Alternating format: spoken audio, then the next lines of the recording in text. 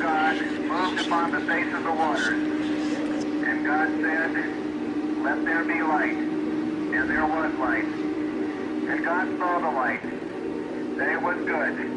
And God divided the light from the darkness. And God called the light day, and the darkness he called night. And the evening and the morning were the first day. And God said, "Let there be a firmament in the midst of the waters. Let it divide the waters from the waters." And God made the firmament, and divided the waters which were under the firmament, the waters which were above the firmament. And it was so. And God called the firmament heaven, and the evening and the morning were the second day.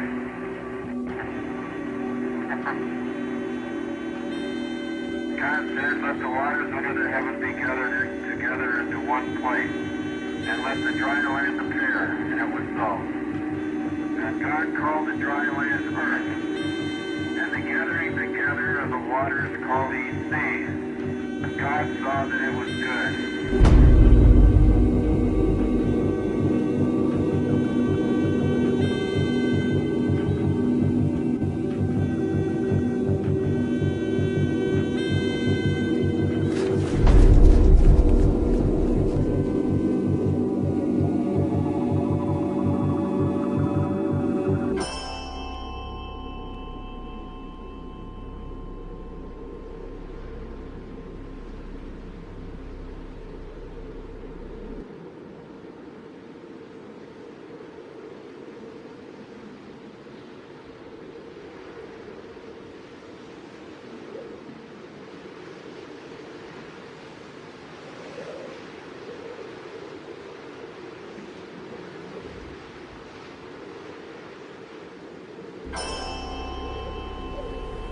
It is wrongly perceived by the mainstream media that there has never been an official report of a UFO by any NASA astronaut.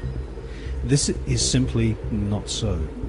Since the early experimental orbital craft were developed by ex-Nazi SS officers on behalf of NASA, American astronauts have continually reported strange UFOs. In many cases, photographs and even film was shot of these mysterious, unidentified flying objects. During his pioneering orbital flights in the Gemini 7 capsule, NASA astronaut Jim Lovell clearly alerted Mission Control of a bogey at 10 o'clock high. Capcom at Houston asked James Lovell if he had an actual sighting of a UFO. Lovell answered, "We have several, an actual sighting." Gemini 7 here, Houston, are you ready? That's clear. 7, go ahead. I told you at 10 o'clock high. This is Houston. Say again, 7? We have a bogey at 10 o'clock high. Roger.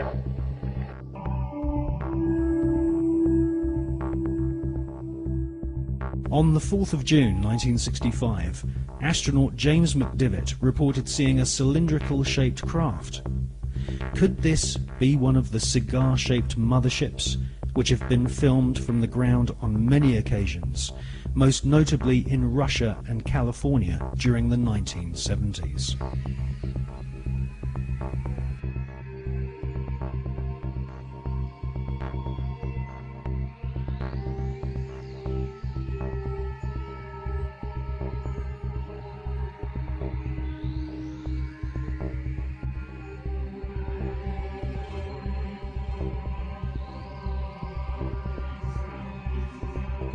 Former astronaut Gordon Cooper has publicly stated that his interest in UFOs was one of the reasons why he became an astronaut in the first place. In 1978, Gordon Cooper attended a meeting of the Special Political Committee at the United Nations General Assembly in order to discuss the UFO phenomenon. In a letter signed by Gordon Cooper, he said, "I believe that these extraterrestrial vehicles and their crews are visiting this planet from other planets. In 1951, I had the opportunity to observe flights of UFOs of different sizes flying in fighter formation from east to west over Europe. In a tape-recorded interview given by Cooper in 1973, he stated, "For many years I have lived with a secret, in a secrecy imposed on all specialists in astronautics. I can now reveal that every day in the USA, our radar instruments capture objects of form and composition unknown to us." In 2002, astronaut Scott Carpenter was interviewed by the late Graham Birdsall of the British UFO magazine. Scott Carpenter and his fellow veteran astronaut friend John Glenn both witnessed strange creatures in space during their pioneering flights. There were so many unknowns in the early days. And this is a fact of the matter. We were really not sure after John flew whether or not there were critters, living critters out there somewhere.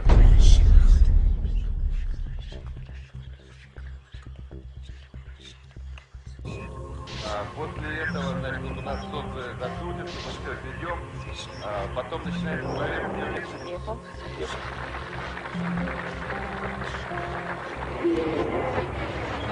Yes, we have some, not thousands, some cases when Russian astronauts watched objects. Yes. Very, maybe few, not so far from the space station. Mostly over the Earth, very close to Earth, but it doesn't matter. From outer space, you can see it as if it's very, very close to you. And I talked to Musa Manarov and I talked to Gennady Strikalov and the other astronauts, and they told me that they have seen much more cases of UFOs, but without possibility to film it, because he said, it's always like with Russians. When you see something, whether this camera is without battery or with battery lying at the other end of a spacecraft, or, as Musa once told me, I see strange, interesting objects, but at the same time a spacecraft is coming to me and I need to dock it, and I can't leave the place and film it.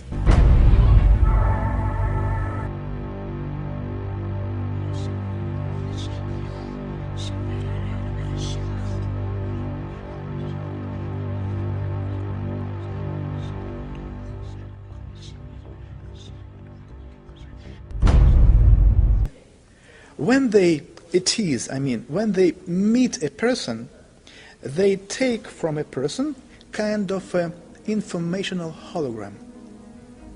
This hologram, which any human being have,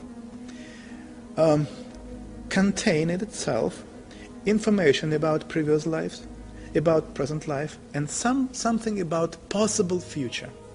They take this hologram, informational hologram, and then to be able to read it, to decode information, they need to have a special key. This special key is the sample of your way of thinking.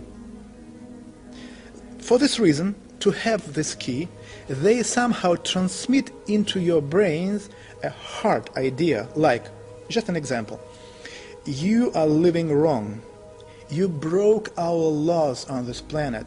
This is the reason why very soon, when the sky became dark, thousands and thousands of people will die, and only few of them will stay alive. And at this particular moment, when a human being starts to analyze this information, they just read it, like they take it like from a computer. Hops, that's it. They don't need anything. They take this hologram, they take this key, and then keeping this hologram anywhere there, they can have any information about human being and what's going on with him and his surroundings.